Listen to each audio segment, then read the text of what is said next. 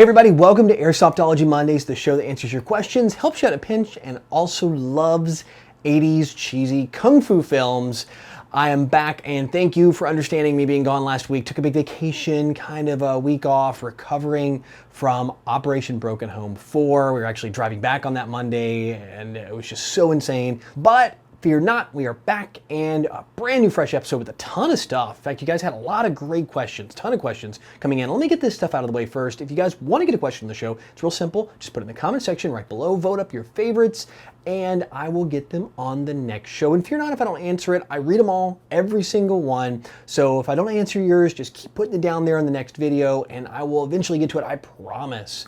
So yeah, a lot of stuff going on. I actually had a couple mail call things. And one thing I want to show you guys, I lost this. Well, unfortunately, I think it got stolen a little while ago in California. So you guys are familiar with just these metal mesh masks, right? Well, if you can see this one here in the back, this one I did a review on a podcast episode like back in 2010, I think, 2011.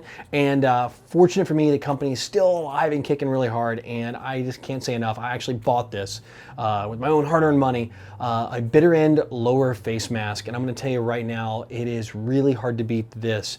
These, for me, have always been terribly uncomfortable, a necessity. And in fact, if you guys have watched some of my gameplay videos, you saw that I wasn't wearing a lower face mask. Well, I took a couple rounds to the face and broken home, nothing major. And I'm like, all right, I gotta get this thing taken care of. So I went and placed another order to replace one of these and I forgot how good they are. Again, these guys aren't sponsoring me, not paying me for anything. I just can't say enough about how good bitter end face masks are. And they're a little pricey. I mean, I paid like $50 something plus shipping for one of these, so it's up there, okay? I mean, it's really gonna set you back, but for me, having something comfortable to wear with as much Airsoft as I play, it's so worth it. So yeah, check them out. I think it's bitter end masks. I'll put a link in the description below. Just or do a search bitter end lower face mask and you can track them down. Also, I got another toy in. Hold tight. I'm really excited about this one because this is going to change gameplay. I wish I had this in before Broken Home, but I was holding out for this one. It is the DJI Phantom 3 Professional. Now I put some guards on it here because I already had one little mishap in the backyard practicing with this. It's got a, if you guys don't know if you can see it, let me spin it around here. It's got a 4K camera here on a gimbal. And let me tell you what, the footage on this thing is insane. I've been practicing up, and for the next op, you're gonna see a lot of aerial footage. And I'm gonna try to get some footage at the local fields too on some gameplay and maybe some just overview stuff. So I'm really super excited, up in the game on some gameplay videos and got myself a really nice new toy here. So stay tuned on how this one works out. But enough of me showing all this cool stuff. Let's dive right on into your questions. Spartan Eagles writes, hey Jonathan, how do you feel on teams or individuals having call signs? Thanks. You know, this is something I've been seeing a lot more of here lately in Airsoft. People give themselves call signs. For me, I really don't use one. I just kind of go by my name. Most of you guys kind of know who I am out there, but I see a lot of players going by call signs. In fact, when you sign up for Big and Mill Sim Ops, usually they ask for your call sign.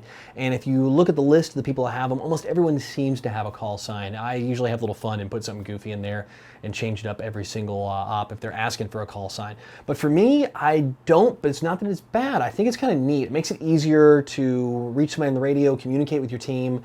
And also, you know, let's face it, there's not too many unique names. I know Jonathan's a rather unique name, but if you have like, you know, Jacobs and Johns and all that, it can get really confusing when you're calling out to your teammates. So having a call sign, I think is actually a pretty neat thing, adds a little uniqueness and kind of ups the little fun level of Airsoft.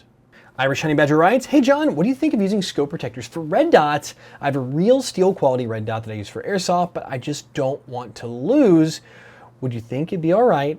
Thanks. Yes, in fact, up to date, I really haven't run one. I did a review on one a while back, but I ended up losing it immediately. It was terrible. I was on a trip visiting Jacksonville and got it and lost it.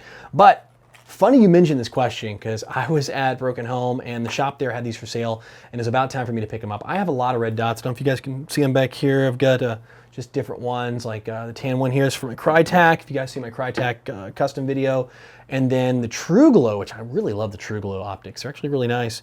It's one of them, and it's kind of nerve-wracking to put a good optic, something you spend money on. I mean, you're talking 50 bucks and up for an optic out there and not have it protected. I think this, it came with two shields and it mounts right on your rails right in front of your optic and it flips up and out of the way.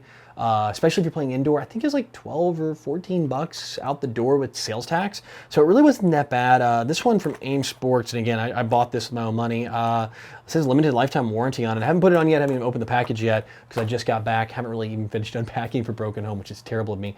But yeah, I'm going to start running that in front of my optics and also in front of my GoPros. My GoPro, my Contours, I do have Lexane lenses on it, but I may start running a gun cam as a GoPro, and putting that on there is going to make me sleep a little better at night, because the last thing I want is a really expensive camera shot out, or even, like I said, the optics. I mean, repro optics are 50 bucks and up. The TrueGlow stuff can get pricey because it's really firearms quality stuff. So you're talking north of $100, but it's really good quality stuff.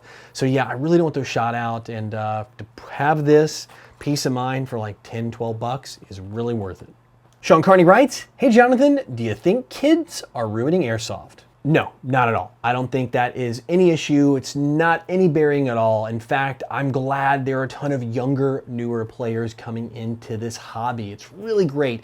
I think what's hurting things, and this is kind of different from when I started playing versus now, is it was still kind of like a backyard, kind of real cottage little hobby. You know, there wasn't really much going on. So when I came out to a field for the first time, it was a small group, maybe 20 people, so it was easy to get mentored. I had somebody that could mentor me through and say, hey, here's what you do, here's how you call your hits, you know, here's what you have to do, pull your dead rag, and all that fun stuff to kind of get you up to speed. I think what's going on now, though, is because the hobby is growing so much, it's really tough to get that one-on-one mentoring. So I think what's happening is some of the newer players, and not necessarily age younger, they can be younger or older, but just newer players aren't getting that one-on-one mentoring like I had, and then I was able to return that favor when we still had small fields. Now I show up and there's like 100 people at a field, you know, and it's crazy. It's big, it's huge, and it's really hard to get the seasoned guys who've been doing this for a while to spend time with the newer players, not necessarily younger, but just newer. And I think that's the problem. I think really what we need to start doing to really help this hobby stay in that honor, because it's an honor hobby, really.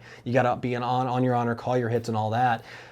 Is make sure we have a way to mentor the newer players. So yeah, I think just, again, grab, if you're an experienced player, or even if you've just been playing for a little while and you see an opportunity to help somebody, just let them know. If somebody's not calling their hits, let them know, you know, especially if they're on your team. Don't call someone else out on the other side, but you know, do it in a polite, professional way and help the newer players get mentored if you have some seasoned experience under your belt. Don Dos Airsoft writes, hey John, I just got a GoPro, but the audio sucks. I want to use a microphone to get better quality. Just don't know how to do it. Any advice? Great work. Keep it up. So yeah, if you just got the initial GoPro, and I've got my case here, I'm going to open up for you guys. The actual factory case, which is this one here, I don't even use it, it's not even painted, is solid. I don't know if you guys can see it. It's one big solid waterproof plastic box, and the audio has to transmit, you know, through this to get to the actual camera. So it's gonna be really muddy sounding. It's gonna sound kind of, really you would use this for, again, like waterproof situations. If it's raining outside, I'll use this case just so my GoPro doesn't get messed up. But what you're gonna wanna do, and I'll try to grab one I have here, I'm gonna take the cover off, is look at the skeleton housing. So on the skeleton housing, and you can, I don't know if you can really tell, right up on this side are the microphone holes. Now this is a GoPro 4.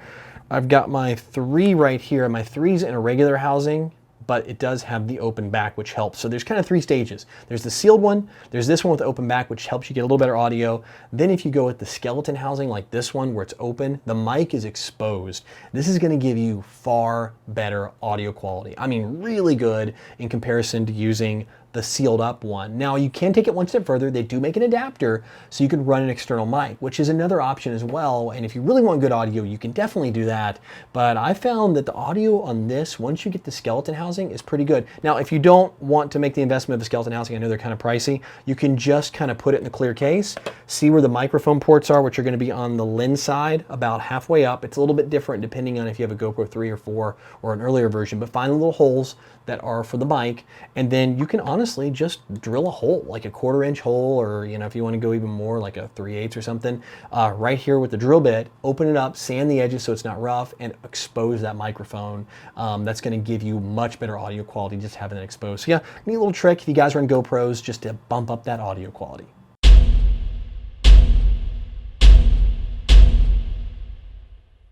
Yep, I didn't let you down. It happened. It did. And if you guys missed it, it's right in the link below, or I'll even put a link here or something, or one of those card things will pop up if you're watching mobile right here above me. Yes, the Loadout video happened. It was a long time overdue. I know, I'm terrible. I'm a horrible human being for making you guys wait so long. And there'll be another one for every single op. So once we get through Copperhead, I'll have another one following it. I've already taken photos of my Copperhead op, or my Broken Home gear, and if you guys follow me on Instagram, which is at Airsoftology on Instagram, you'll see all that over there as well. But yeah, the video is up. You can click on that link. You can watch the Loadout video, but finish this video first. You can watch it right after this one. But yeah, it is actually done. I kind of go head to toe on what I used at Copperhead. The only thing that changed was, if you guys saw that optic we talked about in an early question here, I did change to that optic because I actually got it when I showed up on site. I was planning on running a different one. I shot that video prior to going out to Copperhead. But aside from that, nothing else changed. So yeah, guys, thank you for being incredibly patient on the Loadout video, and I've got some new ones on the way too. I've also actually have Loadout videos coming from other players that I play with, so stay tuned for those in the new Getting Loaded series. Well, guys, that's it for questions this week, which means it's time for the video recommendation of the week. It has nothing to do with Airsoft, but it is so freaking awesome. Kung Fury. If you guys have been following this project, it's almost at 10 million views already. Let's say it's a Kickstarter project, shot in this guy's house. Most of it's green screen, but done in like a cheesy Kung Fu 80s kind of vibe. And it is just so flippin' over the top, ridiculous cool. You have to watch this thing. It's free, it's on YouTube. It's like 30 minutes long. I'll have a link in the description below for you guys. And to top it all off, there's a music video with David Hasselhoff for this movie. Is that enough said? I mean, that is the pinnacle of 1980s, just everything. So yeah, if you guys get a chance, check this out. I'm sure you already have. If not, watch it again. It's Kung Fury. I think it's Laser Unicorns, the channel, and like I said, the link will be in the description below. Well, guys, thanks again for joining me here on Airsoftology Mondays. And of course, remember, like I said before, if you have a question, put it in the description below, vote up your favorites, and I will get them on the next show. Also, like I said, I'll have some other stuff coming up. This week, I will be doing a review, like I said, on this optic. I will also have some other things coming up. I'm gonna try my hardest to get the Copperhead first video up. I'm really trying to really up the quality on it and you know, change kind of the way gameplay videos are done. So it might be a little delayed. It might be an extra week because I've still got to do like the opener and all the stuff that go with it and some of the effects I'm putting on it. But be patient. It won't be like the Loadout video where it takes forever to come out. It'll be this week or next week. Stay tuned. Also got a lot of other review videos. I think last week you saw the Ghost in the Shell pistol.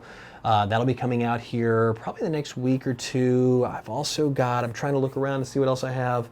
Man, there's a bunch of stuff. Oh, I got a Polar Star review coming. I know you guys have been asking about Polar Stars. I did the V12.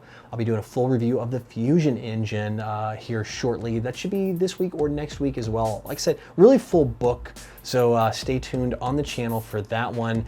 And guys, as always, like I say every time, thank you so much for that community down there in the comment section. I love how you guys help each other out. And you get to play nice. I've seen like one or two of you guys causing a little trouble down there. I know who you are. I watch you. I see you every week. It's me, you. It's right. Behave, man. Be cool. But aside from that, you guys are flipping awesome down there. I love how you help each other out and answer a lot of each other's questions when I'm not able to. It's so hard to be able to answer every question. But yeah, guys, thanks again so much, and I will see you next week. But until then, go out, play some Airsoft, have some fun, but no matter what you do, call your freaking hits.